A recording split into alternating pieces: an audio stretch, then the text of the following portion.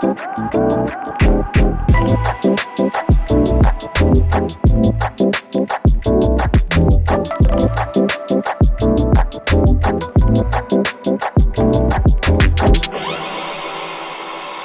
to En Route Art. Thank you so much for being here with me today. My name is C.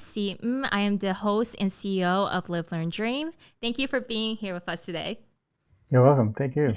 Can you tell us a little bit about your business, Honest Biscuits? Yeah, I'm the founder and CEO of Honest Biscuits. We started in a little over 10 years ago in Seattle. We make and sell Southern style, what we call honest to goodness kick-ass biscuits. We use a lot of local ingredients, really good ingredients. Also, we have a store now, so we sell all the kinds of Southern food. We sell biscuit mixes, we sell biscuit sandwiches, we have great coffee drinks, we have an amazing fried chicken biscuit. That's awesome. I just moved here from Texas, so I'm like, I approve. Why biscuits? What inspired your business? The first time I made biscuits, I was like 3 years old. Oh my goodness. Yeah, with my grandmother. I won't say I made biscuits. I helped my grandmother. She made them and let me play in the dough. That's really cool. Did you always view yourself as an entrepreneur, or like, what did you do before starting up Honest Biscuits? I was a filmmaker for a while, and then worked as a lawyer. Oh my gosh. But I've always had a passion for food. I've had a previous food business. Yeah, I guess the entrepreneurial thing, it's kind of in your blood. I mean, Right. I had a good job, but I always had this nagging, feeling that I wanted to start a business, and I blame my father for that. He had a small business because my sister has had a small business. My brother owns a business still. So you guys are a family of like serial entrepreneurs then. Yeah. It's That's awesome. Blessing and a curse, yeah. Yeah. How long did it take you to go from like, okay, we moved to Seattle? What was like almost a timeline where you thought about it and then you accepted the fact that you really want to do it, taking yourself seriously and taking the business idea seriously, and then for it to ramp up? Like, how many years or months did that take for you to really start? We moved to Seattle in the end of May 2011. So I started thinking about it very soon. That whole summer was cooking for my friends, and by early fall, I decided what I was going to do, and we sold our first biscuit the Sunday after Thanksgiving. Very cool. So. Did you expect to make a business out of it when you started perfecting your recipe? So I was like anybody. Sometimes I came out with amazing biscuits. Sometimes I didn't. Because I just wasn't doing it all the time. My grandmother used to make them every day, sometimes more than once in a day, because in the South, biscuits are just bread. So you can have it with breakfast, lunch, and dinner. There's a thing in the Northwest, they seem to think of it as just as breakfast, but it's definitely not in the South. So, I was inspired by my grandmother, but she didn't have a recipe. Old Southern women back then didn't have recipes for much, I don't think. Maybe something that they made once a year, but she just did it by feel. I just had to keep making them and figure out what worked and what didn't work. And the trick question, what's your favorite biscuit then, if there's so many biscuits? I mean, my grandmother's, but those aren't available anymore. Our biscuits, my favorite is one we make called the McGregor. We've been making it since the beginning. It has bacon, cheese, and caramelized onions in it. And that's the one biscuit that every time I eat one, I think, wow, that's really good. Hey, that's really awesome. I mean, like, to be an entrepreneur and really love your product over and over again, that's like the MVP, right? Yeah. How did you begin your entrepreneur journey? Did you bootstrap or receive working capital? Totally bootstrapped. We started in farmers markets.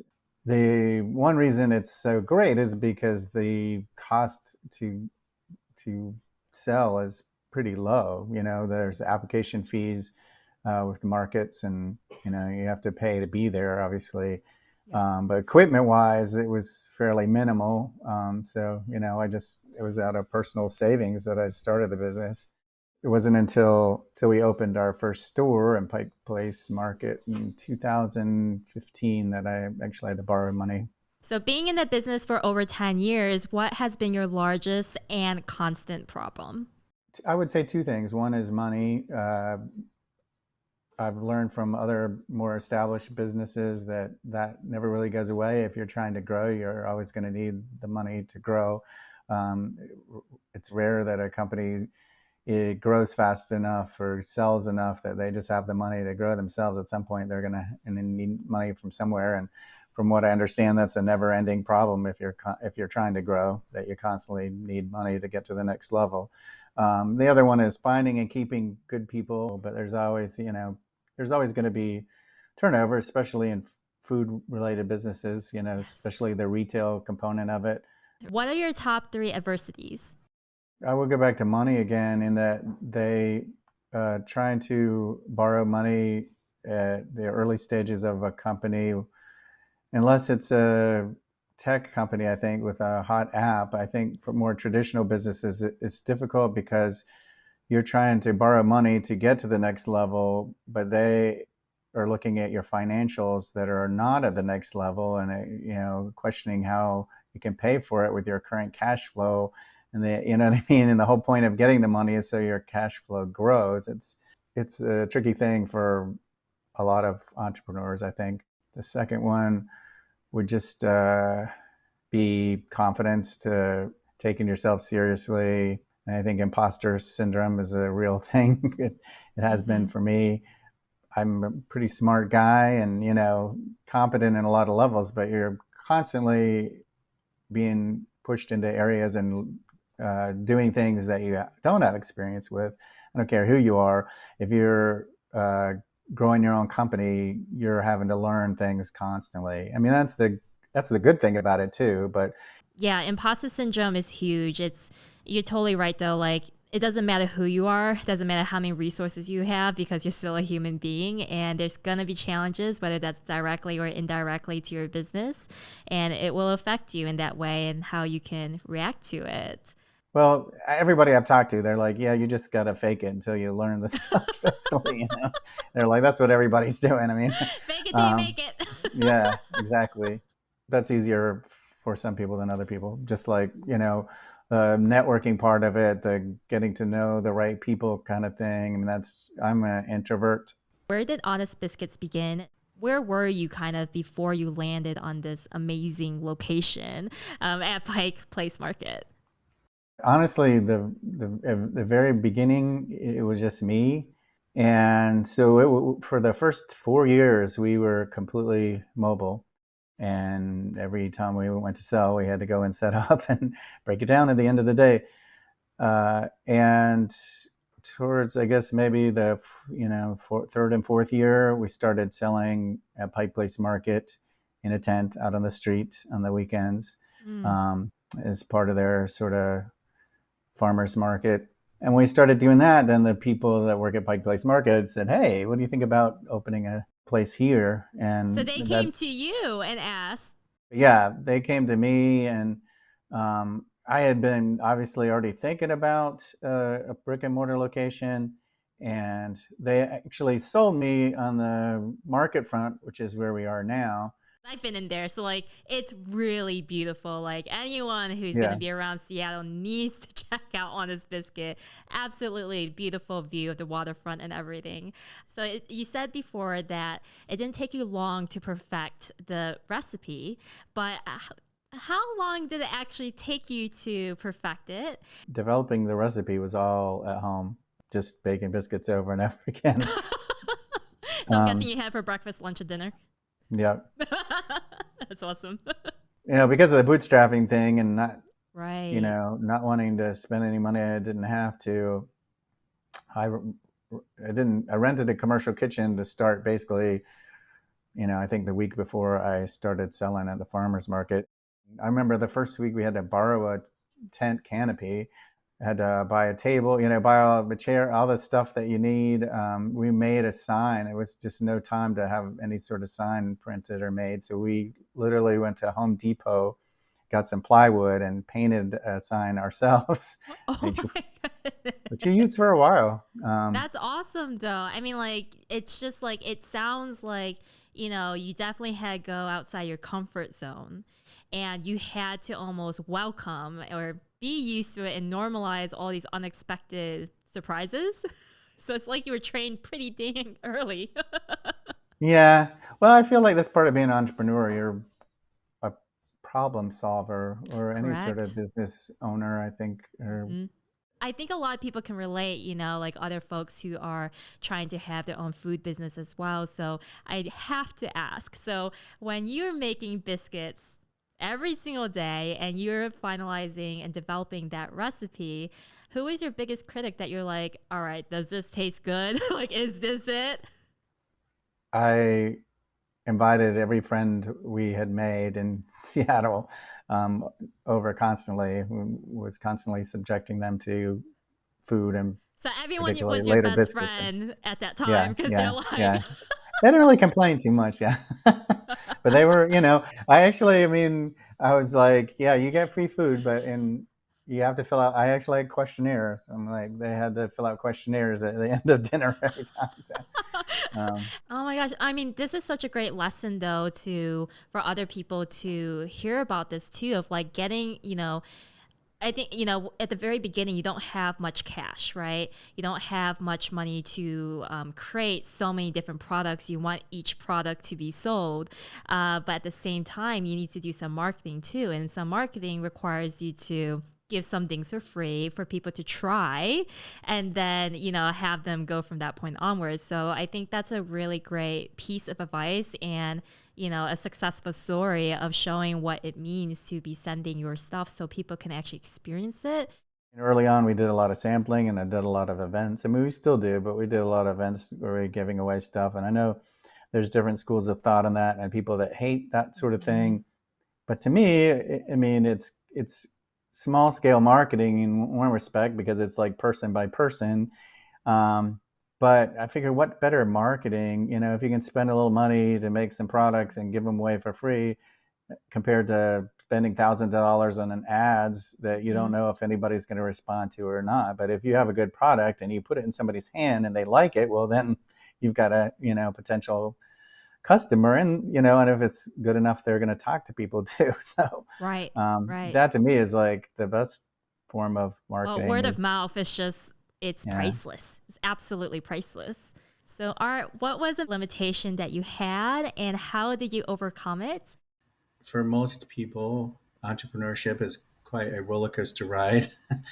Yeah. And there's ups and downs, and it's easy to get discouraged during the down parts. And I think that's why a lot of uh, small businesses fail.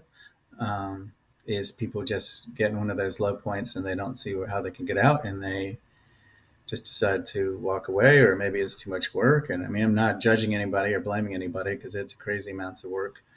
Sometimes felt like I didn't have enough, I didn't have a choice, Mm. but to keep going. But as far as resources, I mean, I I've built a network Mm-hmm. of fellow entrepreneurs, people that I've met through things like the Seattle Good Business Network is a really great resource, and I've met some really great people through that.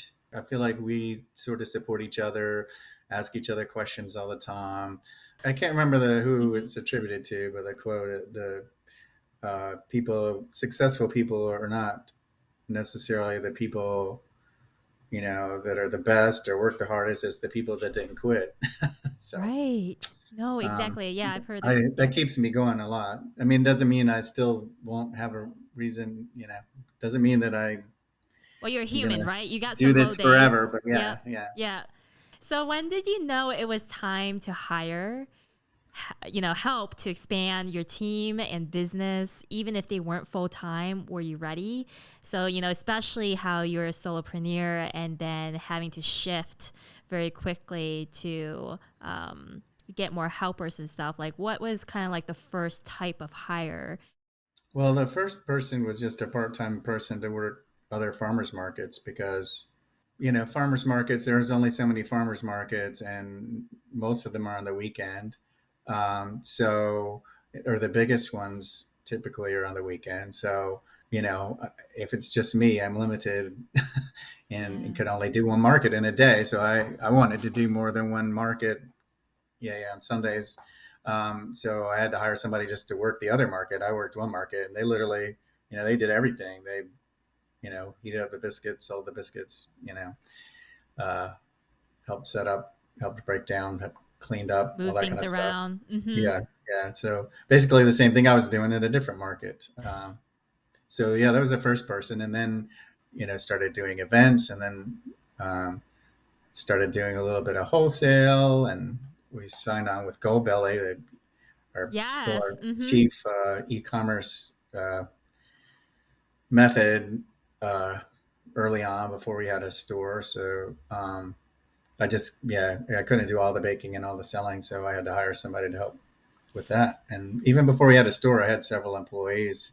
Most of them were seasonal. In the winter, I usually only had kept like one employee, but during the summers, I think the last summer before I opened the store, I had 3 or 4 employees. As an entrepreneur, there's never enough time to do Sure. everything you want to get done in the time frame you want it to be done. So how do you tackle this on a daily basis? I'm trying to get better at it because I remember in one of the classes I took, they talk about there's various issues that come up in a business. There's urgent and important things. There's urgent, not as important things. There's non urgent, important things. And obviously, non urgent, not that important things. And typically, obviously, the urgent and important things come first. But then typically, people spend too much time on the urgent things that aren't quite as important as the non urgent, important things. So part of it is just recognizing that. And giving time to those non-urgent or those yeah non-urgent important things. I still, I wouldn't say struggle with that, but I still have to work on that on a daily basis because I mean everybody knows this in any job. You sit down and you have your things you're going to accomplish today, and the world or whatever has other plans for you. And you get to the end of the day and some days and you haven't done anything on your. I'm really a big list guy, Yeah. making to-do lists. So I make my to-do lists for the day, and that's usually how I organize and prioritize. I feel like I'm gotten better at that, but there's still days when, or like the last couple of weeks, the store's taken more time because of the weather and the Yeah. holidays and everything going on. It's like all of a sudden, you So much know, snow and rain. yeah, and people are not showing up for work, um, Yeah. and trying to decide, certain Mm-hmm. days we close because of weather, and like that's an agonizing decision, Correct. because you're not going to do business that day, and people are, the people that can be there are not going to get Yep. hours, and yeah, so stuff like that comes up, and so between that and just the holidays being crazy, a lot of the important non-urgent stuff got pushed to the side. And it's just like always trying to get back to there and try to delegate the not as important urgent things. Can you share with me what was your first big win? Well, obviously getting in Pike Place Market, yeah, it's a very special, unique place known throughout the world. And I mean, you can't watch any sporting event on TV in Yep. Seattle without seeing Pike Place Market, because they always show them throwing the fish or whatever. Yeah, it's truly the Apple of location. Yeah, which is why I went through a lot to open the store there, and Yeah. um, Because you have been able to go through so many different stages in your business, like you've been able to level up. Like, let's be honest, you went from developing a recipe in your kitchen, doing it all by yourself, going through the farmers markets and the events and all that kind of stuff, and being very mobile in that way, and then finally having a really big permanent place in a very prestigious area. Throughout that though, how have you ever wondered how you're going to afford to keep the lights on in your business, and how did you overcome it? it's a challenge when so much of our business is still through the store and Pike Place Market. I mean, it's very seasonal. Every winter almost feels like a challenge because you're having to shrink down your staff and your hours, and then in the spring you have to grow that. Yeah, every I feel an accomplishment every winter we survive, Oh, which is mm-hmm. why we want to grow some of the other aspects of the company to make it less seasonal and more stable. I mean, and then COVID obviously Yes. It's been a huge challenge for us and everybody else. And I mean, going back to things I'm proud of accomplishing, I mean, surviving this long through the pandemic has been, Yes, yeah. congratulations. um, Seriously. yeah. So I know, I mean, and lots of businesses have closed during the last couple of years. Some ones I really loved, it's a really shame. Yeah. So, With that hardship though, with the pandemic, because it is very current, it's still ongoing. It's something that yeah. we cannot And ignore. And small businesses are, being hurt. Unexpected hardships bring upon innovation. What was something that you're like, okay, I'm going to try this out. And it was a little bit of a relief for you. the way we did business changed every day, sometimes more than once in a day in the beginning of all of this. I mean, we were lucky in a few areas in that we already were on the delivery apps. And so that, when we were suddenly takeout only and not in the most residential of neighborhoods, Mm-hmm. that was a lifesaver because there was a time in which, hardly anybody came in the store at all. Um, and then also like Goldbelly, we're doing some e-commerce and that took off. And then, since then it's been trying to figure out how to do more of that, how to do more e-commerce and wholesale and try to make that happen because I realized like that stuff either grew or was consistent throughout all of this. So trying to figure out how to do more of that, but a lot of it was just little things and how we organized work at the store and yeah, how we marketed things and just more logistics. And, in 2020, I was like, I pivoted so many times. I feel like I'm dizzy, Oh, but, yeah. the businesses I saw that survived, were the ones that did that, because some of the businesses, if you're a sit down restaurant and your restaurant was all about the experience and maybe you didn't do Yeah. takeout or delivery, and so suddenly there's places that just tried to do that. It was hard because people didn't think of like going to this place for takeout. Some of Correct. them, like Canlis for instance, did a great job of pivoting and constantly changing and adapting to circumstances, but they also were obviously had the resources to do that rather easily, whereas some of us had to do that on a shoestring, Mm-hmm. particularly because everything was so uncertain. You never knew what was coming the next week or the next month. I mean, we still don't really. I mean, we're still not back to normal. We Totally still don't not. know. So, you know, it's during normal times. It's easy to like, well, we'll change this and this will happen. It's like, well, we'll change this and hopefully this will happen. We don't know. Yeah. Success is defined and measured individually and not by society. If you could snap your fingers and be in your vision of success under your terms, what would that look like, Art?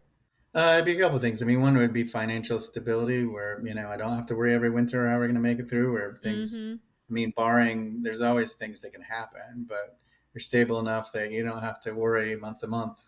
I guess there's different levels of success. Obviously, having a plan to, someday semi-retire would be good, but in the meantime, just being able to take time off without.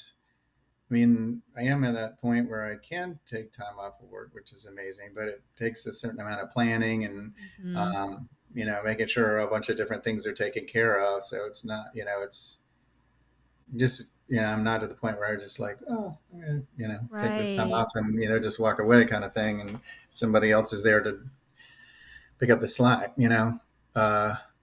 Steve Burke, he said, the big goal in having a viable business is, if something happens to you, if you end up in the hospital or you're not there, is the Correct. business going to go on, right? And so Mm-hmm. obviously being at that point would be, a big measure of success. We both know that entrepreneurship is a wild ride.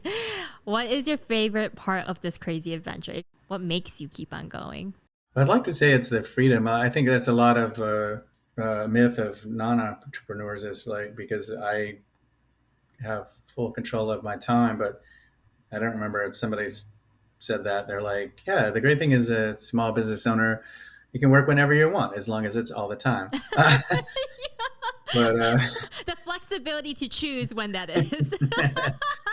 I hear but you. so I mean, and it was like that for a long time. I mean, part of it is the ride, to be honest. I mean, it's when I back in Disney World back in the day, I don't know if that ride still exists, but one of my favorite rides was Mr. Toad's Wild Ride because that's what entrepreneurship is. So It's exhilarating though, isn't yeah, it? part of me enjoys that like crazy ride thing, but yeah, also like I said, I don't give myself full credit, but I do realize, well, I'm employing people, I'm giving people livelihoods. I'm hoping them also like, a good work environment. I put out a good product. I mean, that's kind of what keeps me going is trying to do things and do things well. And, Yeah. um, being a part of businesses that can succeed and still, do things ethically and treat people well. And Yes. Yeah. I love how you bring that up is treating people ethically well too. It's just it's not only humble, it's responsible, right? And I think that's something that is you know it's hard to find maybe in certain workplaces. And I really applaud you for keeping that up and really trying to innovate there, whether it's innovating or if it's, maintaining or, implementing it. Like, that's really cool. That's super, super cool. I mean, it's not easy because paying people well and, Mm-hmm. providing benefits and stuff like that. I mean, we have struggled to do that. Mm-hmm. Uh, but as we've grown, we make that a priority to try to offer more benefits and try to pay people better. But it's not easy when you're small, and Yeah. But I think that's a uh, lot of businesses can relate with you on that of, when you're growing and in different stages, it's not easy, right? And to just keep the lights on like we were talking about beforehand. Employees might not see a lot of that stuff that happens behind the scenes and such like that. So it's really hard to kind of create that conversation and be open about it, especially when there's quite a turnover too, right? yeah. And even in corporate life too, like the turnover is so high. So it's I think something that a lot of people, leaders, it's a challenge for them, and it's something that as you get bigger, then you can optimize it. You can make things better. You can really, it's not even prioritizing it. It's that you're just in a better situation to be able to, you know. So what, do you have any final advice, final advice for entrepreneurs that are in your past or current shoes that you would like to share? Just keep pushing. Yeah. Things should get better. I mean, it's hard because it's not like things just get magically better. You have to do it. I mean, that's the thing is like, you can't look to somebody else or depend on somebody else to do it. It all falls on you.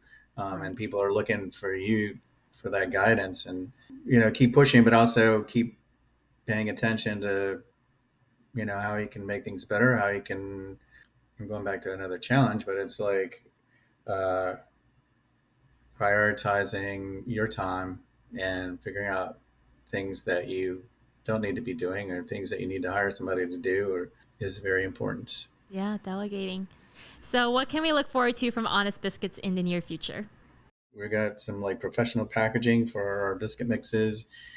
We're going to start selling soon our breading mix for fried chicken, Okay, including I didn't know about that. including a gluten-free breading that you can use to bread anything, but super tasty. So I think, I'm definitely gonna be the first customer. yeah, because we do. But I mean, more people are doing gluten-free baked goods. Having gluten-free fried chicken Yo, is, fried chicken any day. Fried chicken yeah, beer. Yep. yeah. Where can we find you, Art? Where can we find you as the CEO and connect with you and your business, Honest Biscuits? Our website, and I'm on LinkedIn, all the social media and stuff like that, or in Pike Place Market. It's still at the store quite a bit. Awesome. So the final question for you is, whose biscuits would I like better, yours or your grandma's? That's a really tough question. Oh no! Well, we'll end it with that then. I will say my grandmother didn't put cheese and bacon and stuff like that in the biscuits. Okay, well So then you win because cheese and bacon is necessary in life. Thank you, Art, so much for your time and sharing your wisdom and experiences and just everything that you've gone through in your entrepreneur journey through this session. Thank you so much for being here together with us. Thank you, thank you, thank you. I really appreciate Thank you for having me.